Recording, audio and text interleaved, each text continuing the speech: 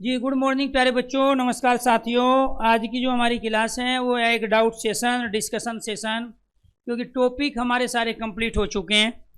आपकी डिमांड पे जो टॉपिक आप कह दो आज वो टॉपिक हम शुरू करेंगे। जितना भी हमारा सिलेबस था वो सिलेबस सारा पूरा हो चुका है, टीचिंग से लेके, क्योंकि जो टीचिंग वाले बच्चे थे जिनको पैडागोजी पढ़नी थी उनके लिए 2 वीडियो मैं डाल चुका हूँ कल ही, जैसा कि बोला गया था। और कल हमने क्वेश्चंस किए थे पैडागोजी के क्वेश्चंस, तो उन पैडागोजी के जो क्वेश्चंस की जो पीडीएफ हैं वो भी अपलोड हो चुकी हैं। 100 क्वेश्चंस हैं। उसके अलावा कुछ पैराग्राफ है गद्यांश और पद्यांश वाले, वो जो पैराग्राफ हैं वो भी और विद सॉल्यूशन वो सबके लिए है। पैराग्राफ जितने भी गद्यांश हैं उसमें सॉल्यूशन भी दिया है कि कैसे पैराग्राफ को आपको छांटना होता है, और उसकी आंसर की भी उसी के साथ दी है। तो जैसे नोट्स खोलोगे आप उसमें बहुत सारी चीज़ें आपको मिलेगी जहाँ पे थोड़ा सा आपको एफर्ट्स लगाना है और खुद वो चीज़ें लर्न करने की है, ना कि ज़्यादा चीज़ें समझाने की। हम कोशिश करेंगे कि पैराग्राफ ले लेंगे आज, या आपके अनुसार कोई टॉपिक, ठीक है, जो आपके एग्ज़ाम में, क्योंकि बहुत सारे बच्चे अलग अलग स्टेट के अलग अलग एग्ज़ाम की तैयारी करते हैं स्पेशल बैचों में आके, तो आपके अनुसार भी अगर कोई टॉपिक है तो वो भी हम पढ़ा देंगे। दूसरी चीज़ें कल भी क्लास होगी, लेकिन ये दोनों जो क्लासें हैं हमारी, ये क्लासें प्यारे बच्चों हमारा डाउट सेशन रहेगा, डिस्कशन रहेगा। जो भी अब तक आपने पढ़ा है या कोई भी चीज़ अगर आपको वहाँ पे डाउट है, रिवीजन नहीं किया हो या क्लास नहीं सुने हो लेकिन फिर भी पहले पढ़ा हो, समस्या आई हो, उसके बारे में आप पूछ सकते हो। पहले हम आपका डाउट लेंगे, डाउट के बाद में जब डाउट नहीं होंगे आप लोगों के, डिस्कशन को कुछ नहीं बचेगा, फिर को अपनी मर्जी से टॉपिक पढ़ाएंगे। कल भी मैं आऊँगा, रिविज़न करो, चीज़ों को चेक करो, बताओ कौन सा टॉपिक आपको दोबारा पढ़ना है और कौन सा टॉपिक आपको नया पढ़ना है जिसकी इच्छा आपकी है। तो ये जो क्लासें हैं हमारी ये कंटिन्यू रहेगी, और इसकी जो एंडिंग करेंगे दोस्तों वो सैटरडे को करेंगे, ठीक है। बैच अपने आप में फिनिश हो गया, लेकिन ये 3 दिन है, ये डिस्कशन रहेगा, डाउट सेशन रहेगा। इसमें आप कुछ भी पूछ सकते हो, जो भी आप बातें करते हो कोर्स के बारे में, सिलेबस के बारे में, कई बार आप चीज़ों को पूछते हो, तो आज यहाँ हम उन सब चीज़ों की चर्चा करेंगे। एक बार दीपक को बुलाओ ऊपर से।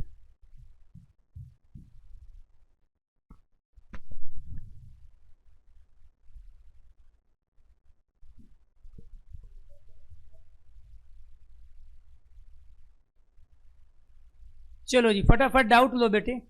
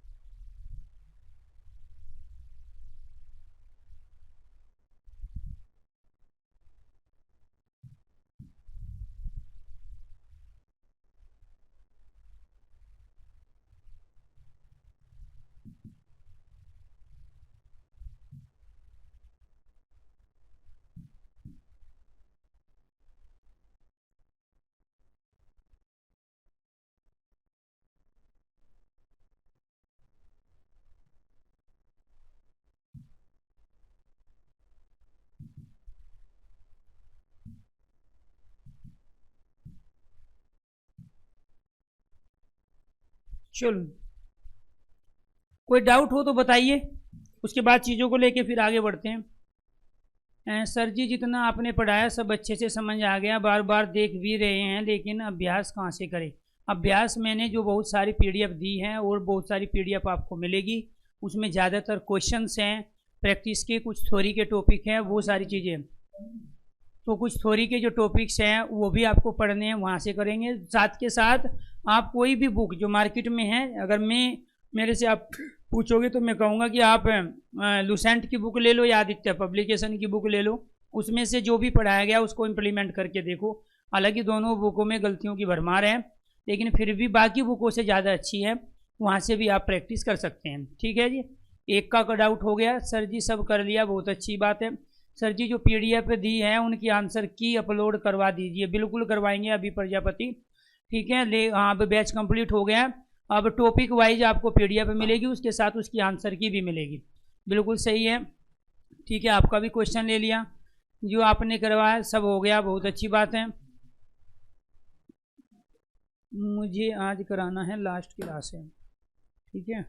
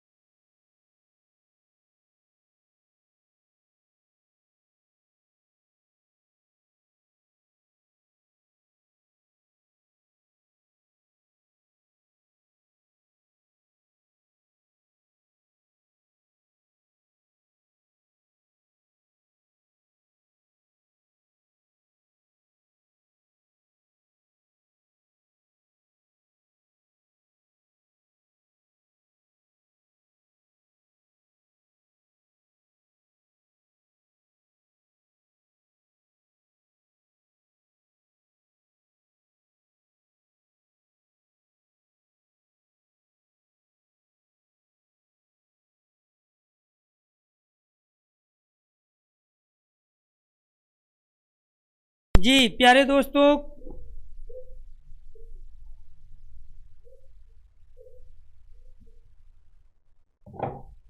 चलो जी, हाँ सही कह रहे हो। ये एक तो हाँ बिल्कुल, ओज गुण, माधुरी और प्रसाद गुण के बारे में भी बताएंगे, बिल्कुल ठीक है। विशेषण थोड़ा सा और बता दीजिए, ठीक है सर। आदित्य वाली में बहुत गलती है, बिल्कुल है गलतियाँ, इसमें कोई दो राय नहीं है, लेकिन फिर भी प्रैक्टिस के लिहाज से आप उसका यूज कर सकते हो।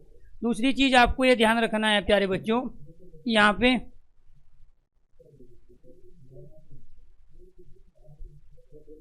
हाँ थोड़ा सा मैं कुछ आपके लिए लगवा रहा हूँ, कुछ उसके बारे में भी चर्चा करेंगे, फिर पीडीएफ के बारे में आपको दे देंगे हम। तो आपको ये ध्यान रखना है, जो मैंने अभी भेजा है ना उसको लगा दो, ठीक है। कहाँ है वो, तो है ही नहीं। हाँ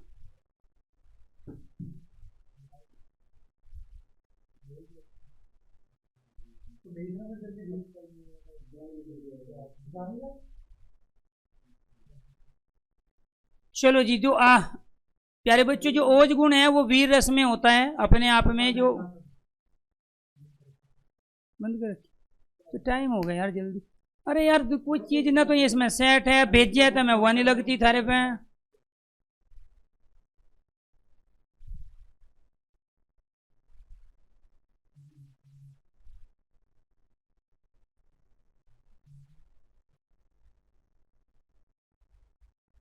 जो ये दो भेजिए हैं लगा दो।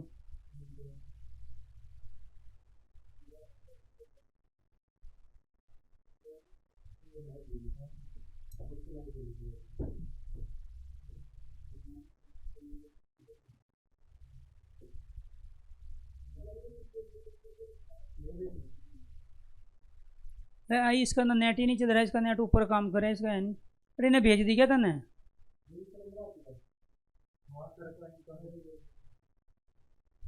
तो यार कम से कम बोल तो दे कि मेरे पास ले रहे नवनीत, मैं भेज रहा हूँ तुझे। नवनीत करिए भाई ना, थोड़ा जल्दी कर दे, मैं तुझे भेज दी। मैं दोगी यार, कम से कम बताया तो था कि मेरे पे नेट नहीं है, मैं ऊपर का यूज करूँ। ऊपर का कैसे नेट का लगा, यहाँ नीचे कनेक्शन।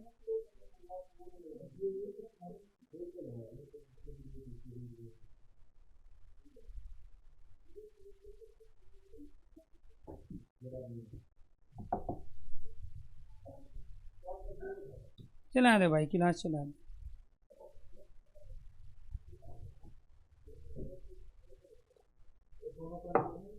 हाँ दोनों, अरे दोनों कर दे, दोनों कर दे तू जल्दी, उसको बता देता ना।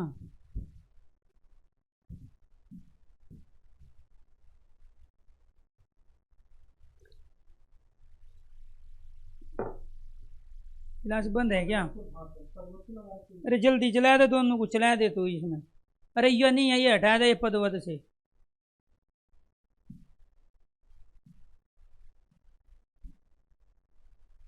क्या बता, सब मजा खराब हो गया बहनों। वो भाज के वो जिम्मेदारी डाल गए, अब ऐसे कैसे पहचान लोगे आप? अरे उसको बुला ला यार नवनीश को,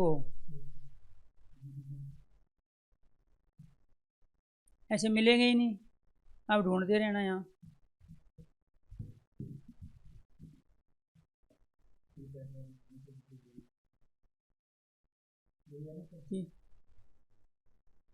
ये भी फुटरे हैं।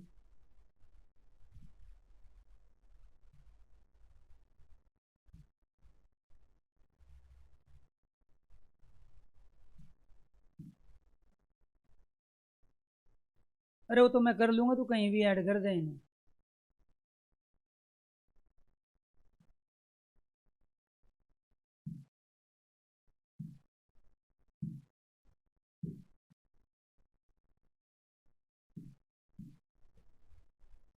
सी टेट क्वेश्चन ये देख ले, इसमें यही है।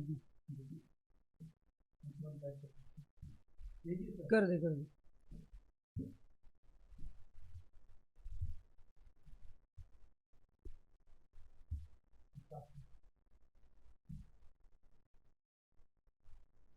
ये तो स्टूडेंट पीडीएफ है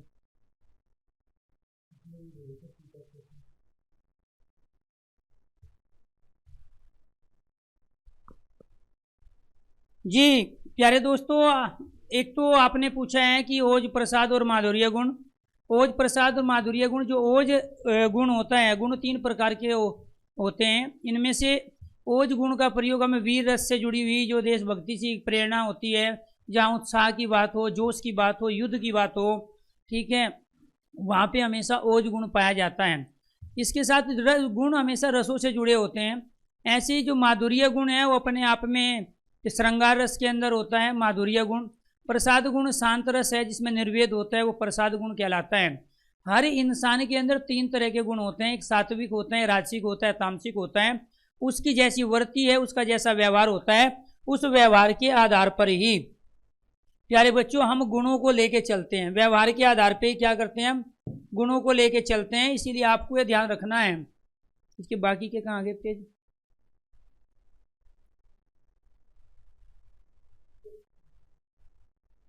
ठीक। तो आपको ये ध्यान रखना है,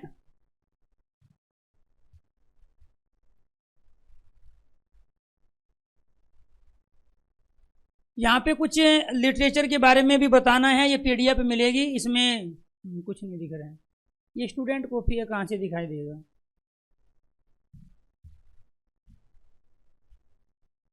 तो आपको ये ध्यान रखना है प्यारे बच्चों कि इसमें जो प्रसाद गुण है वो जैसे शांत रस हैं, इसके बाद भक्ति रस हैं, वो प्रसाद गुण भक्ति रस में और शांत रस में पाया जाता है। ठीक है, उसका रीजन ये होता है कि शांत अपने आप में प्यारे बच्चों निर्वेद की स्थिति होती है, जहाँ हमें कोई भी जल्दबाजी नहीं होती है, मोह माया नहीं होती है, राग द्वेष नहीं होता है, ईर्ष्या जलन नहीं होती है। वहाँ पे जब हम इन सब चीज़ों से दूर उठ जाते हैं तो इंसान की जो वर्ती बनती है, इंसान का जो व्यवहार बनता है वो प्रसाद गुण का बनता है। ऐसे जब हम मनोरंजन की कुछ घटनाएं ले, कि इसके साथ साथ आमोद प्रमोद ले, खेलना कूदना ले, मौज मस्ती ले, वहाँ पे माधुर्य गुण पाया जाता है जो कि श्रृंगार के अंदर हैं, जो कि प्यारे बच्चों श्रृंगार के साथ साथ करुण रस के अंदर भी माधुर्य गुण है। लेकिन वो तब है जब वो रोना धोना खुशी के लिए हो रहा हो, बहुत बड़ा मुकाम हासिल कर ले तो अपने स्किल्स को देख के भी कई बार वो चीज़ें होती है। तो इसीलिए आपको ये ध्यान रखना है। पेडागोजी की क्लास शुरू नहीं वीडियो है, उसी में सब कुछ है रोबिन, वहाँ से आप एक बार देख लेना। कल ही डलवा दी थी, पूरी पेडागोजी उसी के अंदर है। हाँ, 2 वीडियो है, पूरी पेडागोजी, ठीक है, 15 के 15 क्वेश्चन ही उस क्लास के अंदर है। बशर्ते पहले उसको ध्यान से सुनो और फिर पेडागोजी के कोई भी पेपर उठा के आप क्वेश्चंस करना शुरू कर दो, ठीक है। दूसरी चीज़ आपको ध्यान रखना, जो भी डाउट से आप डाउट पूछ सकते हो, और उसके साथ साथ इन 2 पीडीएफ पे आपको थोड़ा सा फोकस करना है, और वो फोकस करना है प्यारे बच्चों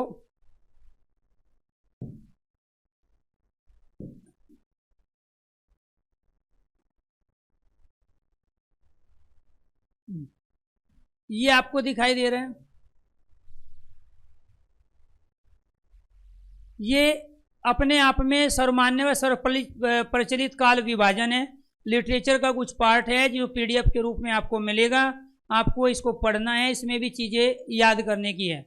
तो आपको ध्यान रखना है, जब भी कोई नोटिफिकेशन होगा उसकी जो डेट आ जाएगी एग्जाम की, तब मैराथन क्लास देंगे।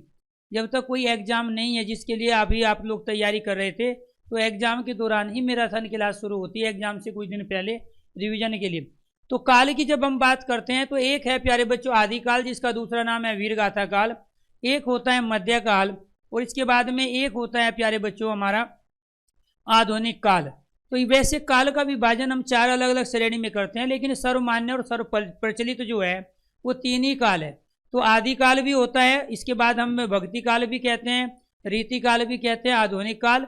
अलग अलग विद्वानों ने, अलग अलग साहित्यकारों ने, अलग अलग इतिहासकारों ने, अलग अलग भाषा वैज्ञानिकों ने काल के बारे में हिंदी का जो काल विभाजन किया, कि हिंदी की जो रचनाएं थे उनमें जो अतीत की जो घटनाएं रखी, अतीत के जो प्रसंग उन्होंने रखे, उनको अलग अलग राजाओं के मान्यताओं रीति रिवाजों के माध्यम से उन्होंने डिवाइड कर दिया। तो जब वीररस प्रधान कविताएं लिखी जा रही थी और उसमें आस्यदाता जो कवि थे वो राजाओं की प्रशंसा करते थे, क्योंकि उस समय युद्ध ज़्यादा होते थे, सीमाओं का विस्तार करने के लिए ज़्यादा झगड़े थे, तो शादी के लिए भी झगड़े होते थे। रानी है किसी राज्य की, तो उससे शादी अगर करनी थी तो ज़बरदस्ती भी शादी करने के लिए लोग राजाओं का आक्रमण हो जाता था, ये अपने आधिपत्य में लेने के लिए। तो उस समय जो आश्रयदाता कवि थे, जो राजदरबारी कवि थे, उन्होंने वीर काव्यों की सर्जना की, वीर काव्यों के अंदर लिखा। और चूंकि अगर हम बात करें 700 से 14 ईस्वी के आसपास की, उस समय जितनी भी कविताएं आई, जितने काव्य आई, पुस्तकें आई, उनमें ज़्यादातर वीर रस प्रधान थी। और जब वीर रस प्रधान थी तो सारे विषय रस में लिखने लगे कवि, देखा देखी, तो उस काल का नाम रख दिया गया वीर गाथा काल। और इसी को कहते हैं आदि। आदि मतलब होता है प्यारे बच्चों, प्रारंभ को कहते हैं, आरंभ को कहते हैं, शुरू को कहते हैं। आदि का मतलब क्या? प्रारंभ का काल। सबसे पहला काल क्या हुआ? आदि काल, जिसका समय था 700 से 1400 ईस्वी। इसके बाद दूसरा यानी कि जो भक्ति काल है और रीति काल, उसको हमने मध्यकाल में मान लिया दोनों को, और उसको एक नाम दे दिया कॉमन। भक्ति काल और रीति काल को मध्यकाल अर्थात बीच वाला काल। वहाँ पे किसी एक राजा की बड़ाई ना होके, वहाँ प्यारे बच्चों जो वास्तव में इंसान जो भगवान का दर्जा प्राप्त कर चुके थे, जैसे राम है, कृष्ण है, इसके साथ साथ जो महापुरुष थे, उनके बारे में चीज़ों को लिखा गया। रीति काल के अंदर भी तमाम उन देशभक्ति से संबंधित प्यारे बच्चों कुछ चीज़ें आई, जिसमें मानवीय मूल्यों की बात रखी गई, नैतिक मूल्यों की बात रखी गई, इंसानियत की बात रखी गई, जीवन क्या है, जीवन के रहस्यों की बात करेगी। भक्ति काल के अंदर हमने बहुत सारे कवियों के द्वारा वहाँ पे भक्ति रस के माध्यम से और साथ के साथ प्यारे बच्चों दूसरे श्रृंगारिक रस के माध्यम से हमने किसी भी अपने इष्ट अभिष्ट और आध्या देवता की उपासना रचना की, और उसके बारे में जो हमने लिखे अलग अलग बोलियों में, अवधी में, भोजपुरी में, तो वो सारा का सारा आया हमारा भक्ति काल के अंदर। जब इन दोनों कालों को हम एक साथ कर लेते हैं तो वो कहलाता है मध्यकाल। और मध्यकाल भी ये जो बटा हुआ है अपने आप में, ये पूर्व मध्यकाल है जिसको हम भक्ति काल कह रहे हैं, और दूसरा क्या है? उत्तर मध्यकाल। एक बार चेक करो सब कुछ ठीक चल रहा है कि नहीं। तो मध्यकाल को हमने दो भागों में बांट दिया। एक पूर्व मध्यकाल जिसको हम क्या कह रहे हैं प्यारे बच्चों? हम भक्ति काल कह रहे हैं, और उत्तर मध्यकाल जिसको हम रीति काल कह रहे हैं। तो यानी कि जो 700 से 1400 का समय था वो आदिकाल वीरगाथा काल का था, लेकिन जो 1400 से 1700 का समय था भारत के अंदर, उसमें पूर्व मध्यकाल कहा गया, जिसको हम भक्ति काल के नाम से भी जानते हैं, जहाँ पर प्यारे बच्चों अपने इष्ट देवी देवताओं की आराधना की गई, पदों के माध्यम से, सेवइयों के माध्यम से, चौपाइयों के माध्यम से। अवधी भाषा में ब्रज भाषा का बोलबाला ज़्यादा रहा। इसके बाद 1700 से 1850 यानी कि अंग्रेजों का जो समय था हमारे यहाँ पे, 1600 में ईस्ट इंडिया कंपनी आ गई थी, तो उस समय हमारे यहाँ अलग अलग क्षेत्रों में वास्तव में रीति काल जिसको हम कहते हैं वो उत्तर मध्यकाल चल रहा था, और उसमें राष्ट्रीय चेतनाओं से ओतप्रोत, देशभक्ति की भावनाओं से ओतप्रोत, मानवीय मूल्य, इंसानियत से ओतप्रोत, ठीक है, जो सामाजिक समस्याएं थी उनसे संबंधित, जो किसान मजदूरों की जो समस्याएं थी, स्त्रियों की जो दयनीय स्थिति थी, उनके विषयों के ऊपर बहुत सारी प्यारे बच्चों काव्य की सर्जना हुई, अर्थात काव्य लिखे गए। तो वो 1700 से 1850 ईस्वी के अंदर लिखे गए, जो रीतिकाल अर्थात उत्तर मध्यकाल कहलाया। इसके बाद आया एक तीसरा आधुनिक काल 1850 के बाद से अब तक का जो समय कहलाता है वो कहलाता है आधुनिक काल, यानी कि जो वर्तमान काल चल रहा है ये हिंदी साहित्य की दृष्टि से, हिंदी काव्य की दृष्टि से ये आधुनिक काल कहलाता है। अब आधुनिक काल जो 1850 ईस्वी से शुरू हुआ और अब तक चल रहा है, वो भी कई अलग अलग चीज़ों में विभाजित हुआ। उनमें से एक था प्यारे बच्चों भारतेंदु युग। एक क्या था?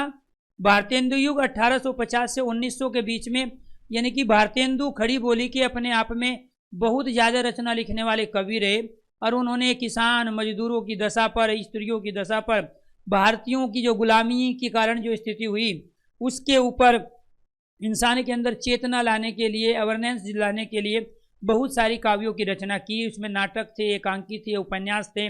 उनके माध्यम से उनका मनोरंजन भी एक काम था, मैसेज देना भी, लोगों को जगाने का भी काम था। तो इसीलिए 1850 से लेकर 1900 भारतेंदु युग कहलाया। इसके बाद आया द्विवेदी युग। द्विवेदी युग का जो नेतृत्व किया था वो महावीर प्रसाद द्विवेदी ने किया था। अपने आप में बहुत बड़े कवि हुए, जैसे भारतेंदु हरिश्चंद्र भारतेंदु युग के सबसे बड़े कवि कहलाए। भारतेंदु के साथ श्याम सुंदर दास भी थे, इसके साथ और भी बहुत सारे कवि रहे हैं। ऐसे द्विवेदी युग के अंदर प्यारे बच्चों कई कवियों ने अपना योगदान दिया। श्याम सुंदर दास ने सरस्वती जो पत्रिका थी उसका दूसरा संपादन इन्होंने किया था, जो भारतेंदु के साथ भी काम कर चुके थे। तो महावीर प्रसाद द्विवेदी ने सरस्वती पत्रिका का संपादन किया, और सबसे पहले संपादक से महावीर प्रसाद द्विवेदी ही थे, जिन्होंने सरस्वती पत्रिका के माध्यम से अंग्रेजों के खिलाफ बुंगुल बजाने का भी काम किया है, और लोगों की जो स्थिति थी, गुलामी की जो दास्ता थी, उसके बारे में भी लोगों का ध्यान आकर्षण कराया कि किस तरह से ये हमें शोषण का शिकार बना रहे हैं, हमारे यहाँ से चीज़ों को वहाँ भेज रहे हैं। उन्होंने काव्य पाठों के माध्यम से, कविताओं के माध्यम से, अपने गद्यांश और पद्यांश की रचनाओं के माध्यम से ये काम इन्होंने किया 1900 से 1918 के समय में। इसके बाद द्विवेदी युग का समय बीता और उसके बाद एक नई चीज़ आई, वो कहलाया छायावाद युग। और छायावाद के अंदर जयशंकर प्रसाद, इसके बाद प्यारे बच्चों जयशंकर प्रसाद के साथ महादेवी वर्मा, सुमित्रानंदन पंत, इन्होंने वास्तव में सूर्यकांत त्रिपाठी निराला, इन्होंने वास्तव में एक नई तरह की काव्य की सृजना की, एक नए तरह के काव्य को लिखने की कोशिश की। उसमें इन्होंने यथार्थ पे ज़्यादा जोर दिया, जो वास्तविक चीज़ें थी, अपने अतीत पे नहीं गए। यानी कि जो वेद शास्त्र, उपनिषद, ब्राह्मण जो ग्रंथ थे, संस्कृत में जो रामायण महाभारत जो प्रसंग थे वह ना लेके इन्होंने यथार्थ पे ध्यान दिया, क्योंकि इससे पहले आदर्शवाद को ज़्यादा तवज्जो दी जाती थी, नैतिक मूल्यों को ज़्यादा महत्व दिया जाता था। लेकिन यहाँ पे यथार्थवाद अर्थात हम अपनी सनातन संस्कृति के साथ साथ हम वास्तव में यूरोप की संस्कृति को भी एडोप्ट कर रहे हैं, और वास्तव में उसके क्या फ़ायदे क्या नुकसान हैं, और वहाँ पे जो औद्योगिक क्रांति का दौर चल रहा था धीरे धीरे, उसके क्या फ़ायदे क्या नुकसान हैं, उसके बारे में तमाम कवियों ने छायावाद के अंदर जो है उन्होंने चर्चाएँ की। इसके बाद आया प्रगति या प्रयोगवाद। प्रगतिवाद और प्रयोगवाद के अंदर भी छायावाद की झलक हमें मिलती है। जो यथार्थवाद का मुद्दा इन्होंने उठाया था, जीवन की वास्तविकताओं और सच्चाइयों का जो मुद्दा उठाया, वो कंटिन्यू प्रगतिवाद और प्रयोगवाद तक चला गया। और उसमें ये रखा गया कि इंसान की भलाई होनी चाहिए, उसका प्रोग्रेस होना चाहिए, जो समस्याएं हैं उनका हल होना चाहिए, और उन समस्याओं के हल होने के लिए संस्था, संगठन और इंसान की जिम्मेदारी तय होनी चाहिए। इस विषय को इन्होंने अपनी कविताओं में उठाया। और ये दौर था 1938 से लेके 1953, यानी कि ये वो दौर था जिसमें हमने आज़ादी भी हासिल की, और आज़ादी की हासिल करने के बाद जो हमारे पास सत्ता आई, वो सत्ता अपने लोगों के द्वारा जो आई, अपने लोगों पे वो सत्ता गई। उन्होंने हमारे लिए क्या किया और पहले अंग्रेजों ने हमारे लिए क्या किया, उसका एक तुलनात्मक वर्णन होने लगा, तो वो प्रगतिवाद और प्रयोगवाद का युग कहलाया। लेकिन इसके बाद 1953 से अब तक का जो दौर चल रहा है, वो नई कविताओं और नवलेखन का युग चल रहा है। उसको हम नई कविता अर्थात नवलेखन का युग मानते हैं, और उसका समय है 1953 से अब तक। इसमें कविताओं के मनोरंजन, आमोद प्रमोद, मौज मस्ती का भाव ज़्यादा हो गया फिलहाल के समय। लेकिन यही जो कविता थी रामधारी सिंह दिनकर की, अगर हम बात करें, और उससे पहले की बात करें, उन्होंने राष्ट्रीय चेतना को जगाने का काम किया था। वो कविताएं अपनी प्रसिद्धि के लिए, दूसरों की तारीफ करने के लिए, झूठी प्रशंसा करने के लिए, ज़्यादातर कल्पनाओं में ज़्यादा जीने के लिए नई कविता को जाना गया। लेकिन इसमें भी कुछ अच्छी कविताएं हैं जिन्होंने समाज के निर्माण में और राष्ट्र के निर्माण में अपनी भूमिका निभाई। तो ये था हमारा काल विभाजन। अलग अलग हमने यहाँ पे एक चीज़ मेंशन की प्यारे बच्चों, और वो चीज़ मेंशन हमने ये की कि हम जो यहाँ पे कह रहे हैं वो आपको बताना चाह रहे हैं कि हमने यहाँ सर्वमान्य है, जो सभी को मान्य है, सर्व प्रचलित, जो हर जगह प्रचलित है, उसका काल विभाजन किया है। काल विभाजन अलग अलग कवियों के द्वारा, लेखकों के द्वारा, इतिहासकारों के द्वारा अलग अलग बताया गया, भाषा वैज्ञानिकों ने अलग अलग चर्चा की, लेकिन जो सबको मान्य है वो काल विभाजन क्या है यहाँ पर आपके सामने है। इसके बाद में प्यारे बच्चों दूसरी जो चीज़ें हैं यहाँ पर,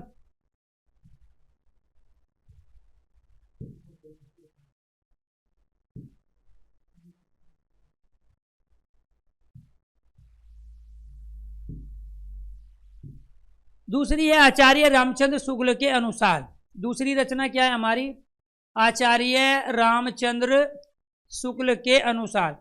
रामचंद्र शुक्ल क्या कहना चाह रहे हैं, इसको थोड़ा सा एक बार देखते हैं। यहाँ पे आपको ये PDF मिलेगी, ये अपलोड है आपके इसमें, वहाँ से भी आप इन चीज़ों को देख सकते हो। आचार्य रामचंद्र शुक्ल के अनुसार काल विभाजन आ गया। पहले तो हमने सबके अनुसार किया, अब एक एक के अनुसार करते हैं। तो यहाँ इन्होंने वीर गाथा काल कहा, 1050 से लेके 1375 ईस्वी को आदिकाल माना इन्होंने। इसके बाद भक्ति काल 1375 से लेके 1700, इसको पूर्व मध्यकाल भी कहा गया। रीतिकाल का समय माना इन्होंने 1700 से लेके 1900, उत्तर मध्यकाल। इसके बाद इन्होंने गद्यकाल माना, रीतिकाल में से जो अच्छे गद्य कवि हुए और जो अच्छी रचनाएं लिखी गई वो 1900 से 1984 के बीच में लिखी गई, तो वो कहलाया आधुनिक काल। तो आधुनिक काल की खासियत यह है कि इसमें गद्यांश अर्थात प्रोज के रूप में बहुत सारी चीज़ें लिखी गई, और वो हमारे समाज के सामने आई।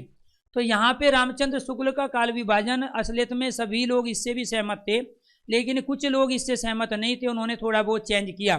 तो यहाँ पे आचार्य रामचंद्र शुक्ल के अनुसार वीर गाथा काल का जो समय बताया वो जो 700 से 1400 ईस्वी था सबके अनुसार, वो इन्होंने कहा कि नहीं 700 ईस्वी की बात नहीं है, बल्कि यहाँ पे 7वीं शताब्दी की बात नहीं, बल्कि 1050 जो हिंदी का समय शुरू होता है, क्योंकि उससे पहले तो यहाँ तमाम अलग अलग भाषाएं थी, पहले संस्कृत थी, फिर पाली, प्राकृत, अपभ्रंश आई, अवट आई, लेकिन हिंदी का समय शुरू ही 1050 से होता है। इसलिए आप 1050 से पहले नहीं जा सकते, आप 700 से हिंदी की शुरुआत नहीं कर सकते।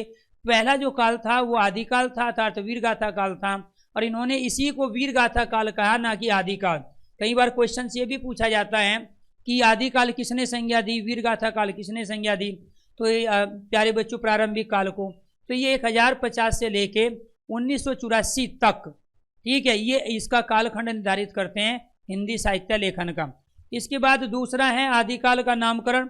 ये अपने आप में एक बहुत महत्वपूर्ण क्वेश्चन है जो पूछा जाता है, इसको थोड़ा सा आपको ये यहाँ पे ये देखना है प्यारे बच्चों। ये क्या है, ये नामकरण जो है आदिकाल किसने कहा, हजारी प्रसाद द्विवेदी ने। वीरगाथा काल किसने कहा, रामचंद्र शुक्ल ने इस काल को। चारण काल किसने कहा, जॉर्ज ग्रियर्सन ने। प्रारंभिक काल किसने कहा, मिश्र बंधु ने, 2 भाई थे ये। बीजपन काल किसने कहा, महावीर प्रसाद द्विवेदी ने। सिद्ध सावंतों का काल किसने कहा, राहुल सांस्कृतायन ने। वीर काल किसने कहा, विश्वनाथ प्रसाद मिश्र ने, आधुनिक कवि अभी भी जिंदा है। संधि चारण काल किसने कहा, रामकुमार वर्मा ने। तो यानी कि जो प्रारंभिक काल था हिंदी साहित्य लेखन का, उसको अलग अलग नाम दिए, अलग अलग संज्ञाएं दी, अलग अलग उपाधियां दी। तो वे जो उपनाम थे उसके, ये क्वेश्चन पूछा जाता है कि प्रारंभिक काल को या वीरगाथा काल को आदिकाल किसने कहा, हजारी प्रसाद द्विवेदी ने। प्रारंभिक काल को या आदि काल को वीरगाथा काल किसने कहा, रामचंद्र शुक्ल ने। तो इसीलिए आपको ये ध्यान रखना है। चारण काल जॉर्ज ग्रियर्सन अपने आप में जर्मनी के बहुत बड़े भाषा वैज्ञानिक हुए हैं, इन्होंने भाषा विज्ञान में भी बहुत काम किया है, और हिंदी और संस्कृत में इन्होंने बेजोड़ काम किए और बताया कि ये अपने आप में दोनों ही उन्नत भाषा हैं जो सभी भाषाओं में संवर्धन का काम और उनको सही ढंग से कराने का काम करेगी। तो ये क्या प्रारंभिक काल किसने कहा था, मिश्र बंधु ने। तो ये भी आपको, अब इसमें कुछ नहीं है, लो जी, यहाँ इसको दे के नाम दे के लेखक पूछ लेगा कि किसने कहा, लेखक दे के नाम पूछ लेगा। अब इसमें कुछ अगर लॉजिक होता तो मैं सारा डायग्राम बना के सिखाता, आपको बताता। ये चीज़ें लर्न करने की है, इसलिए हम इसको लर्न करके ही आगे बढ़ेंगे। इसके बाद नोट क्या बना, यहाँ पे आपको इसी तरीके से इन चीज़ों को करना है प्यारे बच्चों।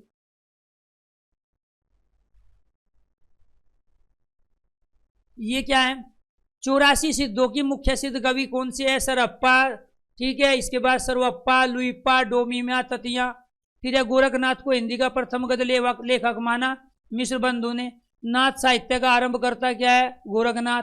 सिद्धों का संबंध किससे था, वर्ज्यान से। प्रथम सिद्ध वैसे अज्ञान के प्रवर्तक सरअप्पा। सिद्ध मत में क्या थे, निराशावादी लोग। नाथ क्या थे, ईश्वरवादी लोग। तो जो नास्तिक थे वो सिद्ध मत वाले थे, और जो नाथ मत वाले थे वो ईश्वर को मानते थे। तो ये अपने आप में क्वेश्चंस हैं। भारतीय हिंदू युग की कुछ खासियत है, महत्वपूर्ण तथ्य है। भारतीय हिंदू युग में क्या, नागरिक प्रचारणी सभा काशी की स्थापना, काशी में स्थापना हुई।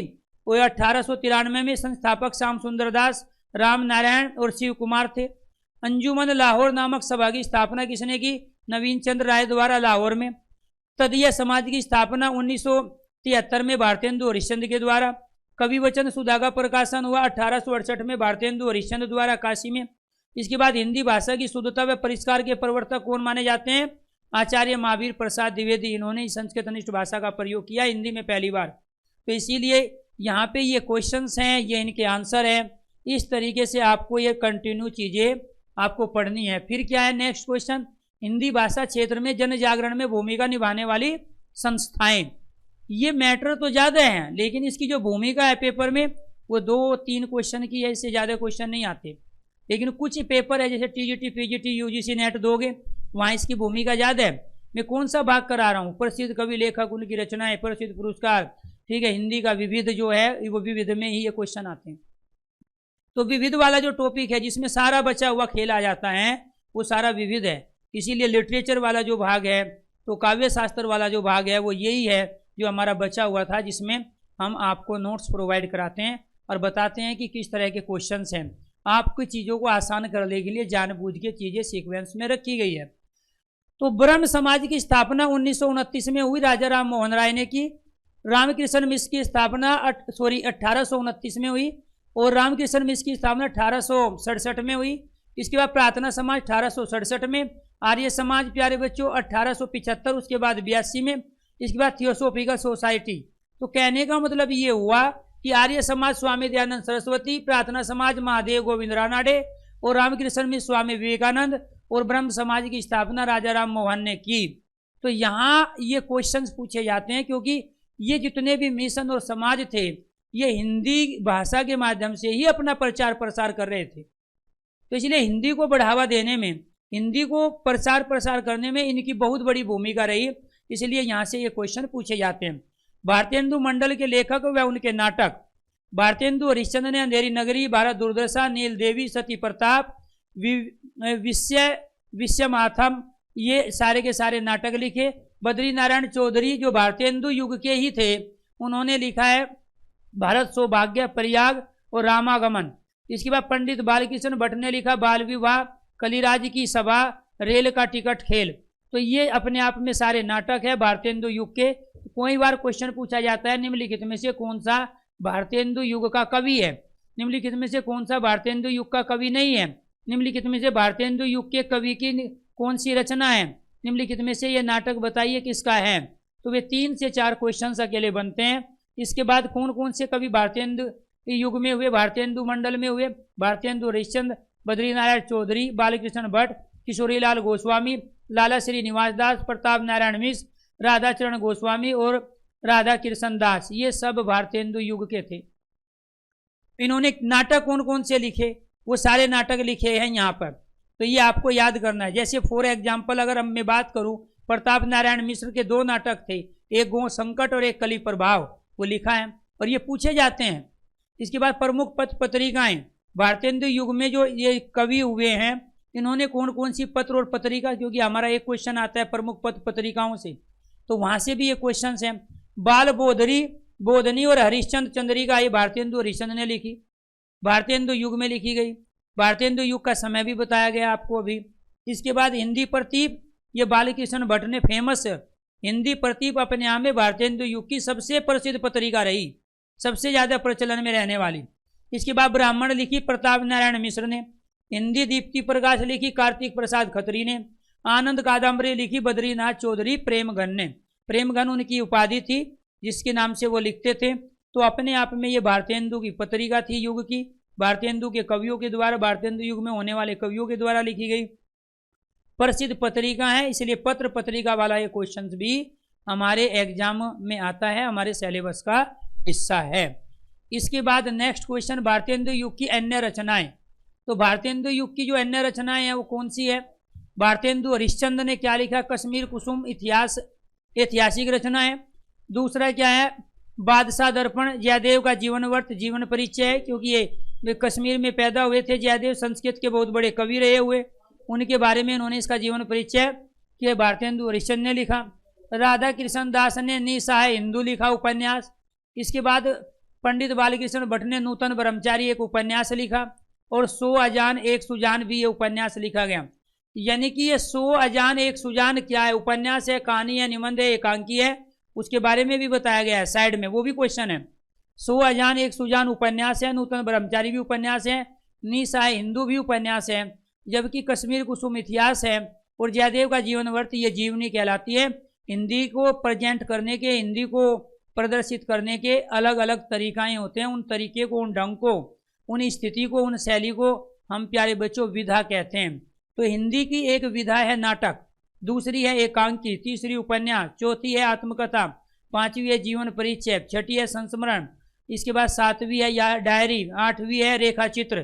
तो कहने का मतलब ये हुआ, ऐसे ही निबंध भी है, आलोचना समालोचना भी है।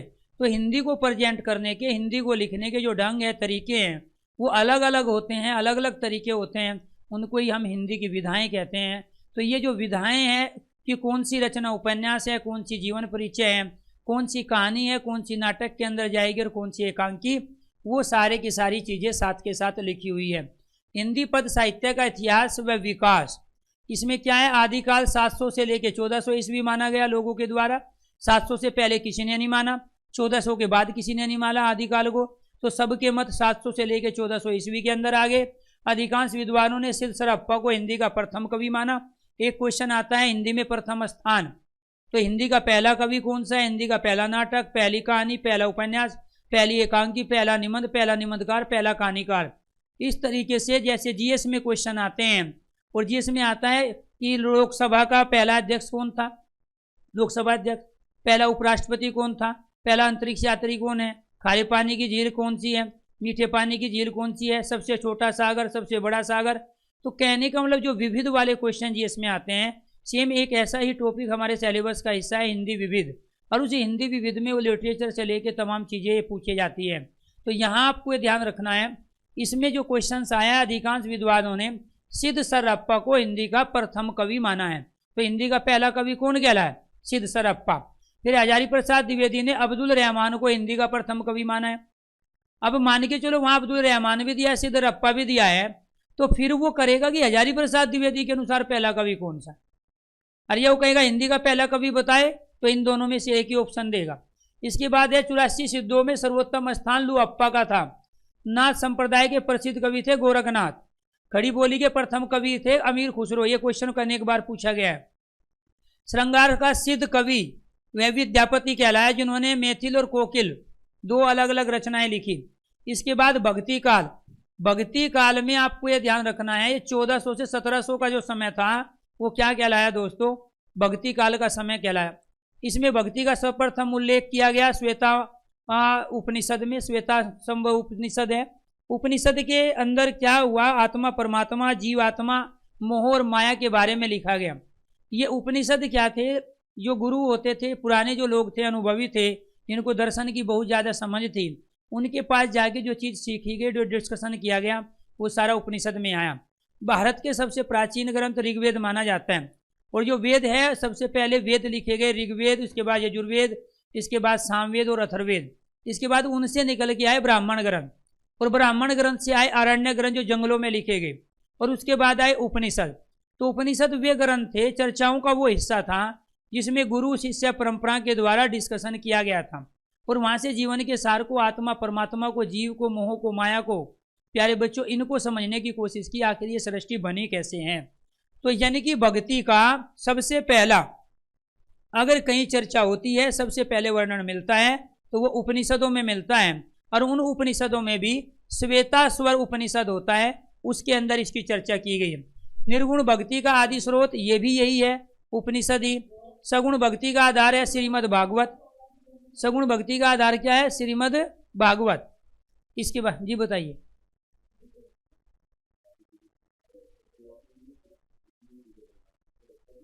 हाँ हाँ सबका, हाँ सारा बनाना है पीएनजी में। हाँ हाँ हाँ, और जो भी है यानी कि यहाँ चलाना, देखिए क्या हालत है ये, ठीक है, वो जाके बना लो उसको। इसके बाद ये दिखाई भी नहीं दे रहा है बच्चों को, काम चला रहे हैं सिर्फ, ठीक है, अभी कर दो, वो डलवानी है, क्लास में डलवानी है। ओके, भक्ति का सर्वप्रथम उल्लेख, कुछ भी बनाओगे आगे दोनों में बनाना है, स्टूडेंट पीडीएफ भी बनानी है और ये भी। नहीं नहीं नहीं, मुझे जाना है कहीं, तो इसमें क्या है, फोन पे बात करूंगा। सगुण भक्ति का आधार क्या है, श्रीमद् भागवत।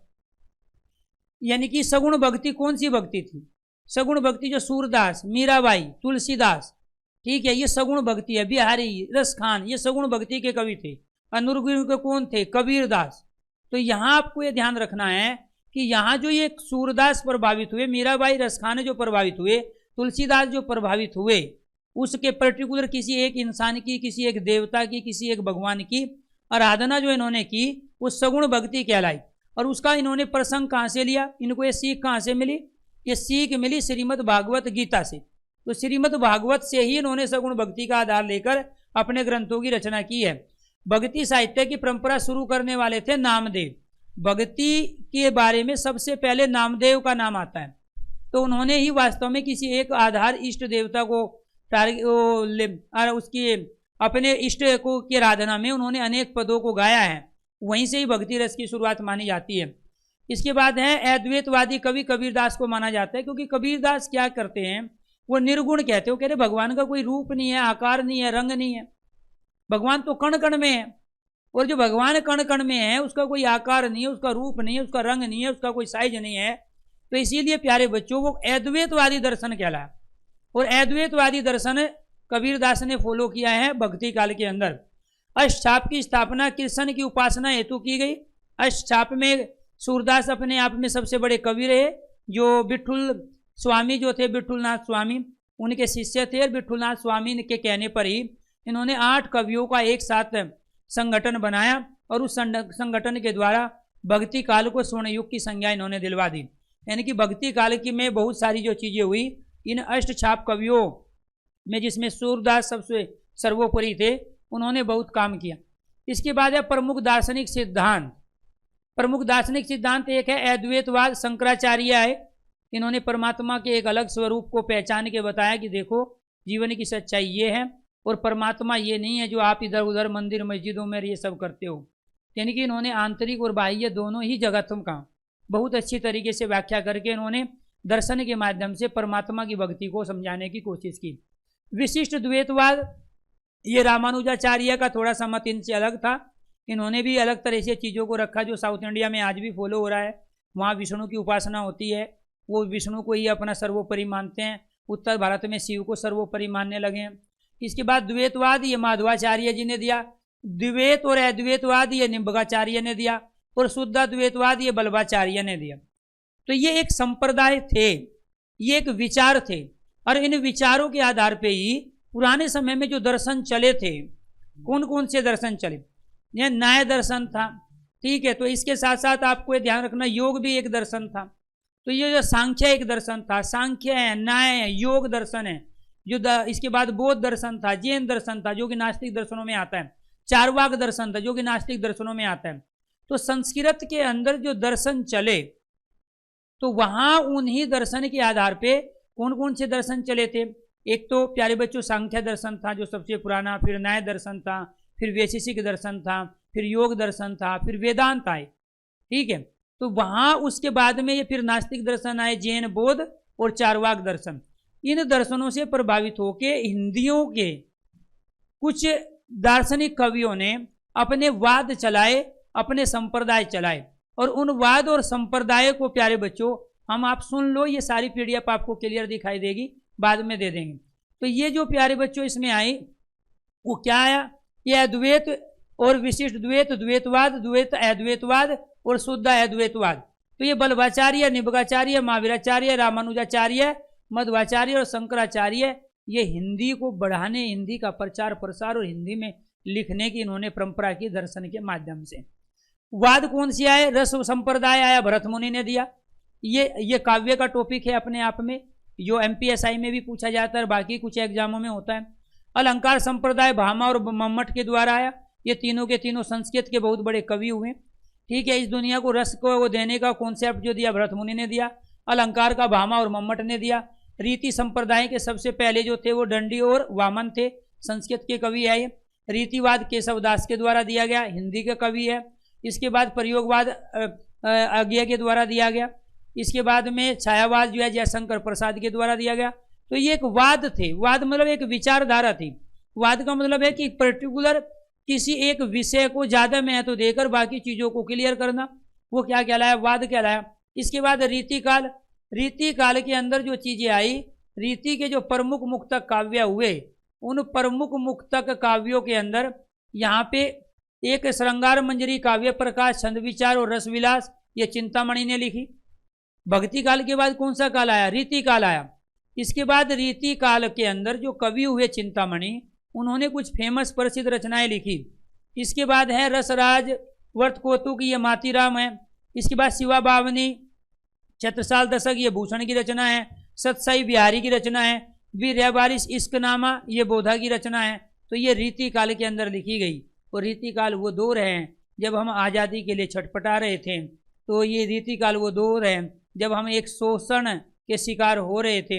हमारे जितने भी प्यारे बच्चों यहाँ पे जो परमपिता परमात्मा के द्वारा, प्रकृति के द्वारा जो हमें उपहार स्वरूप दिया गया, उनका दोहन जबरदस्त तरीके से जिस समय हो रहा था, उस समय इन कवियों ने ही वास्तव में हमारा ध्यान आकर्षण कराएं कि वास्तव में जीवन क्या है और हम किस तरह गुलामी की दास्ता से मुक्त हो सकते हैं। तो इनकी रचनाओं में वे सारी है। इसके बाद प्रमुख गुरु और शिष्य, एक क्वेश्चन ये भी आता है। अब इसमें शंकराचार्य जो थे, शिष्य किसके थे? गोविंद योगी के। तो शंकराचार्य के गुरु का नाम गोविंद योगी, इसके रामानंद के गुरु का नाम राघवानंद, कबीरदास के गुरु का नाम, ठीक है, रामानंद। इसके बाद रैदास के गुरु का नाम रामानंद, पद्मावती इसके गुरु का नाम रामानंद, बल्लभाचार्य के गुरु का नाम विष्णु स्वामी, सूरदास के गुरु का नाम बल्लभाचार्य, मीराबाई के गुरु का नाम रैदास, तुलसीदास के गुरु का नाम नरहरिदास, जायसी के गुरु का नाम शेख मोहिंदी, मैथिली शरण गुप्त के गुरु का नाम महावीर प्रसाद द्विवेदी, प्रेमचंद के गुरु का नाम महावीर प्रसाद द्विवेदी, निराला के गुरु का नाम महावीर प्रसाद द्विवेदी। शिष्य दे के गुरु, गुरु दे के शिष्य जो पूछा जाता है, ये वो वाला क्वेश्चन है। आदिकाल के प्रमुख ग्रंथ जो अपभ्रंश में लिखे गए, पौवम चरित, चिरहुट, चिटनेमी स्वयंभू के द्वारा लिखे गए 783 ईस्वी में। संदेश रासक ये खंड काव्य है, अब्दुल रहमान के द्वारा लिखा गया 12वीं से 13वीं शताब्दी में। पांडु दोहा राम सिंह के द्वारा लिखा गया 11वीं शताब्दी में। इस तरीके से ये क्वेश्चन है। प्रमुख जैन साहित्य यहाँ पे क्या है? स्वराचार, लघुनव चक्र, दर्शनसार देवसेन ने लिखा, भरतेंद्र बाहुरास, सालीभद्र सूरी ने, चंदनवाला रास आसऊ ने, सुलीभद्र रास जीवन सूरी ने, रेवंत गिरिदास विशेषैन सूरी ने। प्रमुख रासो ग्रंथ आया खुमान रासो, किसने लिखा? दलपति विजय ने, विशलदेव रासो नरपति नाला ने, अमीर रासो श्रृंगारधर ने, परमाल रासो जगनिक ने, पृथ्वीराज रासो चंद्रवरदाई ने, और जय चंद प्रकाश भट्ट केदार ने, और जय मयंक जय चंद्रिका मधुकर कवि ने। तो यानी कि ये प्रमुख रासो ग्रंथ है। रासो ग्रंथ का मतलब है जो वीर रस से संबंधित है, आदि काल में जो लिखे गए, वीर गाथा काल में जो लिखे गए वो सारे के।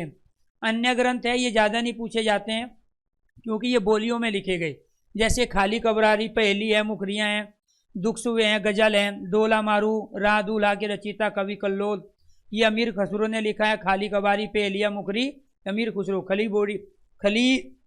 खड़ी बोली के प्रथम कवि इनको माना जाता है। तो कुल मिला के इसके बाद में जो कीर्तिलता है, कीर्ति पताका है, ये जो लिखी गई है गंगा काव्यावली, ये विद्यापति के द्वारा लिखी गई है। वर्ण रत्नाकर है, ये ज्योतिश्वर ठाकुर के द्वारा लिखी गई। तो इसी तरीके से आपको यहाँ पे आदिकाल वीर गाथा काल के रचनाकार, ये शॉर्ट ट्रिक है। ये कैसे याद रखोगे भाई? इतनी सारी लिटरेचर है, इतना सारे कवि, उनकी रचनाएं हैं, याद कैसे रखोगे?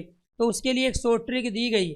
आज मधु भट्ट ने पति संग चंदा देखा, तो यहाँ प्यारे बच्चों आज से क्या आ गया? अमीर खुसरो, ठीक है। जैसे क्या आ गया? जगनिक। मधु से क्या आ गया? मधुकर। और भट्ट से क्या आ गया? भट्ट केदार। न से क्या आ गया? नल सिंह। पै से क्या आ गया? नरपति। और दलपति और विद्यापति। संग से क्या आ गया? सारंगधर। और चंदा से क्या आ गया? चंद्र बरदाई।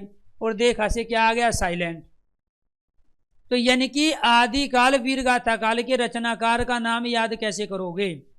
जो वीर गाथा काल अर्थात आदिकाल, जिसको चरण काल भी कहते हैं, संधि काल भी कहते हैं, उसमें जो कवि हुए उन कवियों के नाम याद कर सकते हो इस सेंटेंस से। आज मधु भट्ट ने पति संग चंदा देखा, तो यहाँ इस आ से क्या आया? अमीर खुसरो।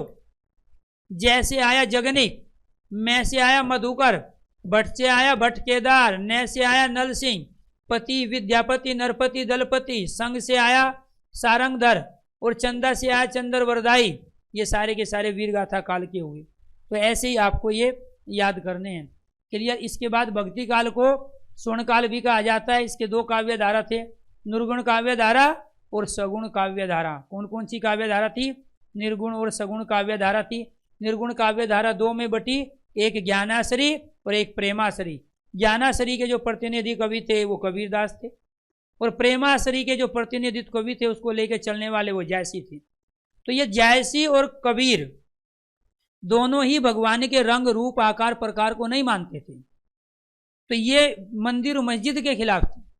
ये कह रहे कि भगवान तो सब में है, कण कण में है, इसलिए इन्होंने दोनों रूप बताने की कोशिश की।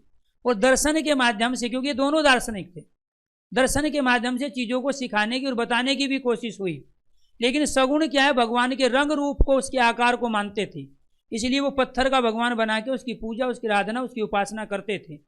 और वो कह रहा है कि आप भी तो कह रहे हो कि कण कण में भगवान है, हमने इसी में मान लिया पत्थर की मूर्ति में भगवान है, वो सिर्फ आस्था का विषय है, श्रद्धा का विषय है, श्रद्धा अंदर है तो हर चीज में भगवान है। तो यहाँ सगुण वालों ने भी अपनी बात कही, वो भी दो भागों में बटी, एक राम को की भक्ति करने वाले और दूसरे कृष्ण की भक्ति करने वाले। तो राम की भक्ति करने वालों में तुलसीदास का स्थान सर्वोपरि रहा और कृष्ण की भक्ति करने वालों में सर्वोपरि स्थान सूरदास का रहा, क्योंकि शुरुआत इन्होंने की थी। उसके बाद तमाम मीराबाई भी सूरदास के बाद आई, ठीक है, रसखान भी सूरदास के बाद आए। तो इसीलिए चूंकि ये पहले कवि थे, इन्होंने बहुत अच्छे तरीके से चीज़ों को रखा है। वहाँ पे आराधना, अपने इष्ट देव की उपासना की है इन्होंने पदों के माध्यम से। तो वहाँ पे इसी वजह से आपको ध्यान रखना है, निर्गुण काव्यधारा और सगुण काव्यधारा, ये दो काव्यधारा भक्ति काल में चली और वो समय था 1400 से 1700 ईस्वी।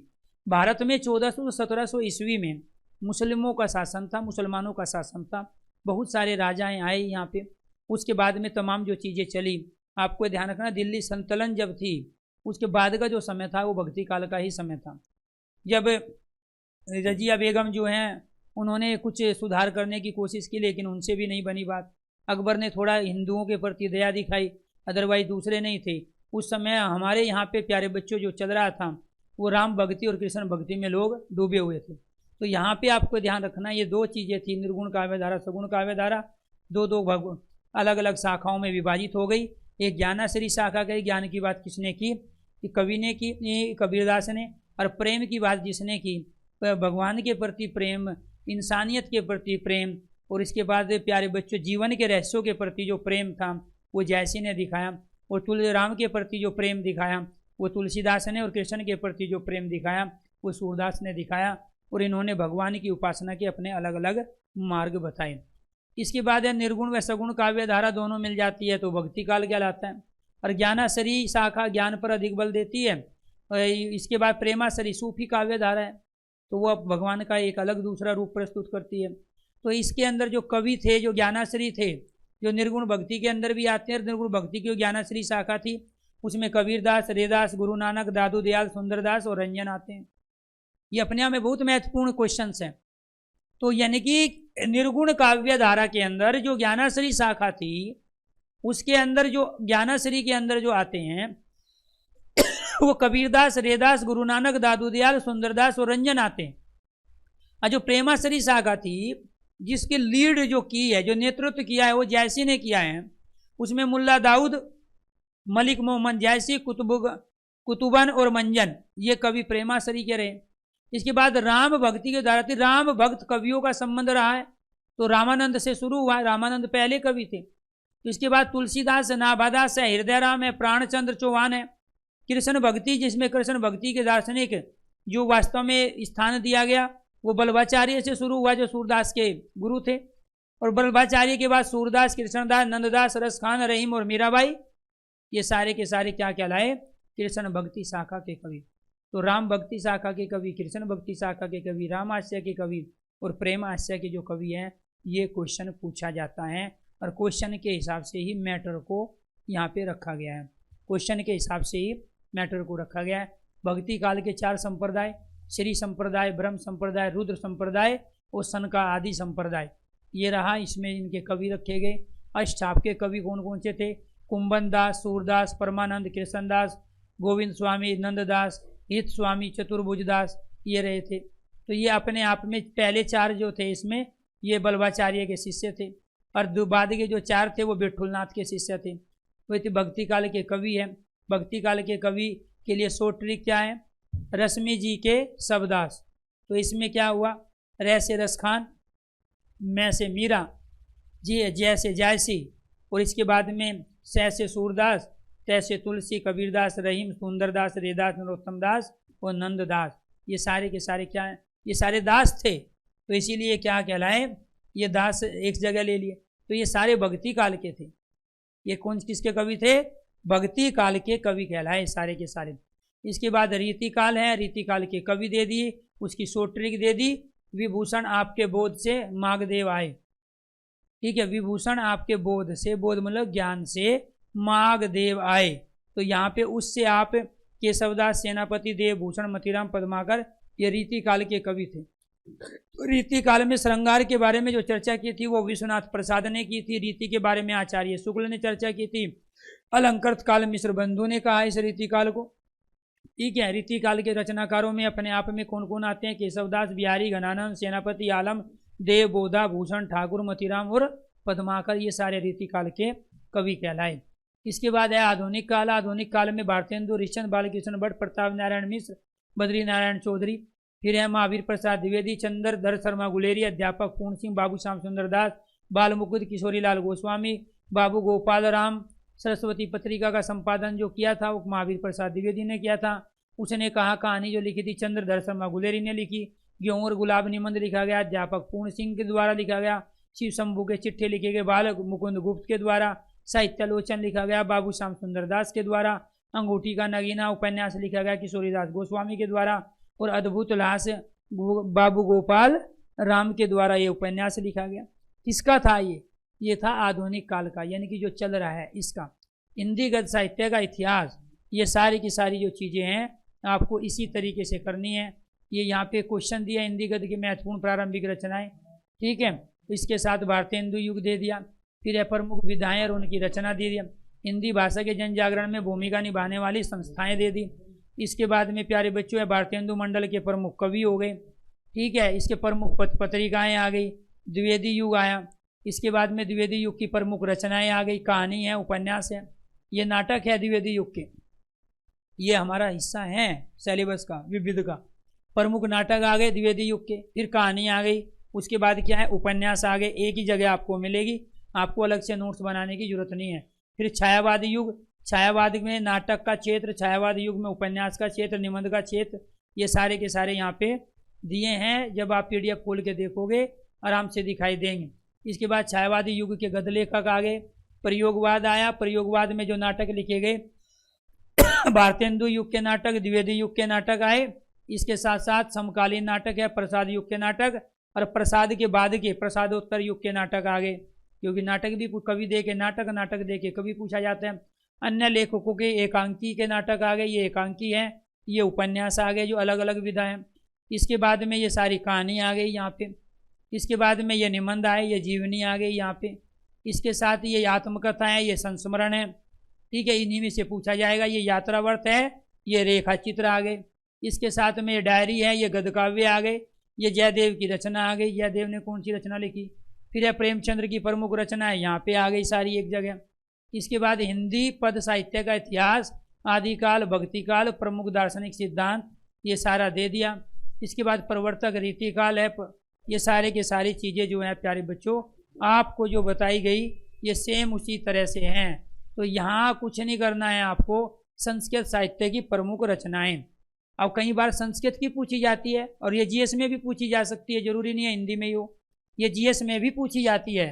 तो ये संस्कृत की रचनाएं आ गई। तो ये हो गया हमारा लिटरेचर वाला पार्ट, अलग से कुछ नहीं करना है। आज के लिए इतना ही। अपने आप में कल एक डाउट क्लास फिर होगी, और अगर आप लोग डाउट नहीं पूछेंगे उसमें मैं गद्यांश की प्रैक्टिस कराऊंगा। पैराग्राफ से किस तरह से क्वेश्चन छांटना है, उसका सॉल्यूशन क्या है। तो ये लिटरेचर वाला भाग था। कल पेडागोजी वाला सेशन था। पेडागोजी में ऑलरेडी हम डाल चुके हैं वीडियो, सुनो ध्यान से। कोई दिक्कत है तो कल पूछो। कुछ क्वेश्चंस पेडागोजी के कल भी कराएंगे पैराग्राफ के साथ साथ। तो फिर उसके बाद में सैटरडे को डिस्कशन कर लेंगे, तो उसके बाद क्लास को करेंगे ओवर। जो भी टॉपिक कुछ एक दो अगर डिमांड कहोगे उसकी वीडियो डलवा देंगे। कुछ अपने आप में आपके डिमांड के कहने पे भी वीडियो ऐड करा दी जाती है। बैच में नोट्स भी ऐड करा दिए जाते हैं। टेंशन लेने की ज़रूरत नहीं, मेरा नंबर आपके पास है। अगर आपका कोई पेपर है, कोई टॉपिक आप पढ़ना चाहते हो या दोबारा पढ़ना चाहते हो, या एक्स्ट्रा कोई आप पढ़ना चाहते हो जो इस कोर्स का हिस्सा नहीं था, लिटरेचर का था, डिस्क्रिप्टिव कोई टॉपिक होता है, तो वो भी आपको करा दिया जाएगा। हम भी हमारे पास 3 दिन और है। धन्यवाद।